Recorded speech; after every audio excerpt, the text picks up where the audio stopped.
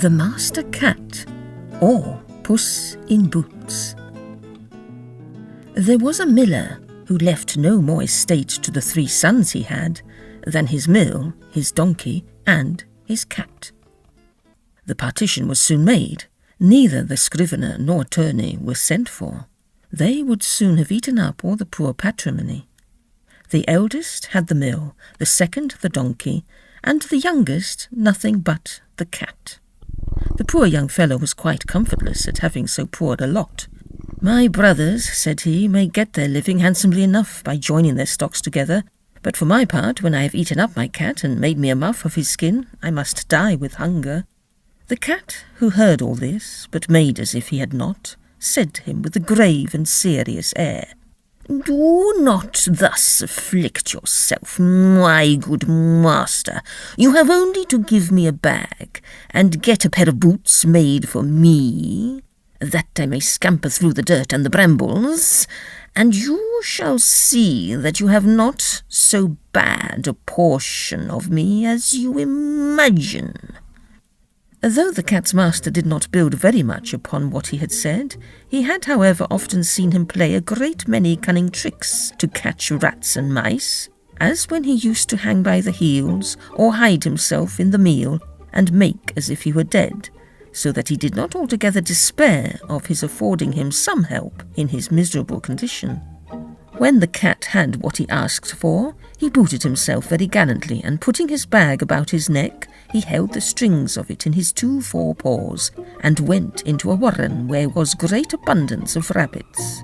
He put bran and sow thistle into his bag, and stretching himself out at length, as if he had been dead, he waited for some young rabbit, not yet acquainted with the deceits of the world, to come and rummage his bag for what he had put into it. Scarce was he lain down, but he had what he wanted. A rash and foolish young rabbit jumped into his bag, and Monsieur Puss, immediately drawing close the strings, took and killed him without pity.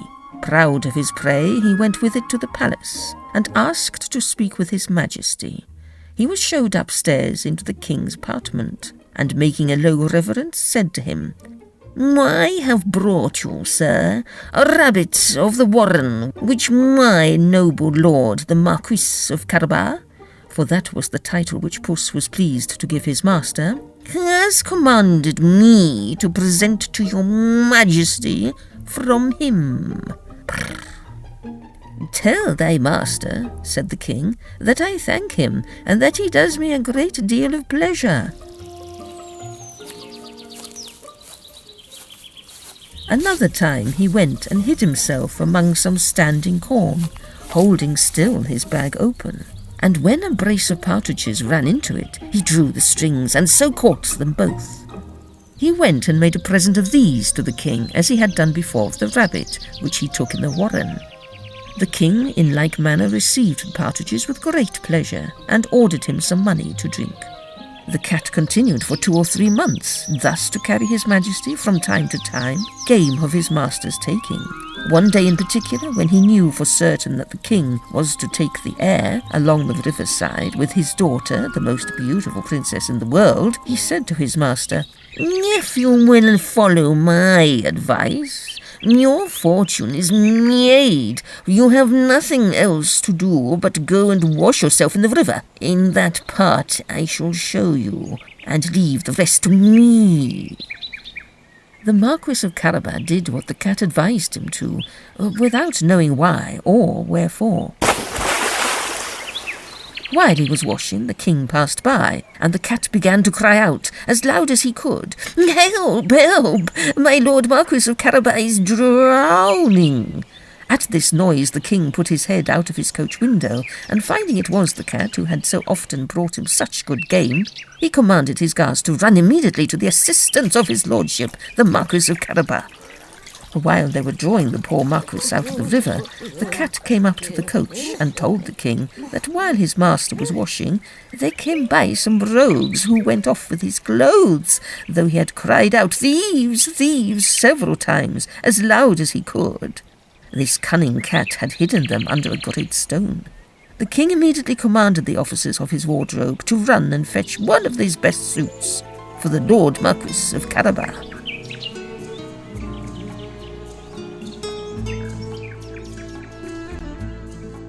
The king received him with great kindness, and as the fine clothes he had given him extremely set off his good mien, for he was well made and very handsome in his person, the king's daughter took a secret inclination to him, and the Marquis of Carabas had no sooner cast 2 or 3 respectful and somewhat tender glances, but she fell in love with him to distraction. The king would needs have him come into his coach and take part of the airing. The cat, quite overjoyed to see his project begin to succeed, marched on before, and meeting with some countrymen who were mowing a meadow, he said to them, "Good people, you who are mowing, if you do not tell the king that the meadow you mow belongs to my lord Marquis of Carabas, you shall be chopped as small as mincemeat." The king did not fail asking of the mowers to whom the meadow they were mowing belonged. "To my lord Marquis of Carabas," answered they all together, for the cat's threats had made them terribly afraid. "Truly a fine estate," said the king to the Marquis of Carabas. "You see, sir," said the Marquis, "this is a meadow which never fails to yield a plentiful harvest every year." The master cat, who still went on before, met with some reapers, and said to them, "Good people, you who are reaping, if you do not tell the king that all this corn belongs to the Marquis of Carabas, you should be chopped as small as mincemeat." The king, who passed by a moment after, would needs know to whom all that corn, which he then saw, did belong. "To my lord Marquis of Carabas," replied the reapers, and the king again congratulated the Marquis. The master cat, who went always before, said the same words to all he met, and the king was astonished at the vast estates of my lord Marquis of Carabas. Monsieur Puss came at last to a stately castle, the master of which was an ogre, the richest had ever been known, for all the lands which the king had then gone over belonged to this castle.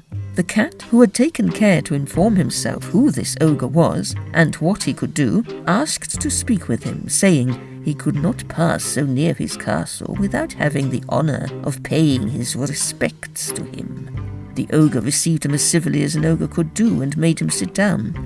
"I have been assured," said the cat, "that you have the gift of being able to change yourself into all sorts of creatures you have a mind to. You can, for example, transform yourself into a lion or elephant, and the like." "This is true," answered the ogre very briskly. "and to convince you, you shall see me now become a lion." Puss was so sadly terrified at the sight of a lion so near him that he immediately got into the gutter, not without abundance of trouble and danger, because of his boots, which were ill-suited for walking upon the tiles. A little while after, when Puss saw that the ogre had resumed his natural form, he came down and owned he had been very much frightened.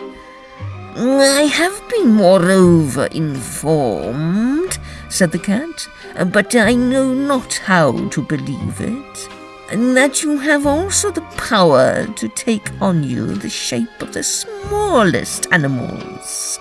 For example, to change yourself into a rat or a mouse.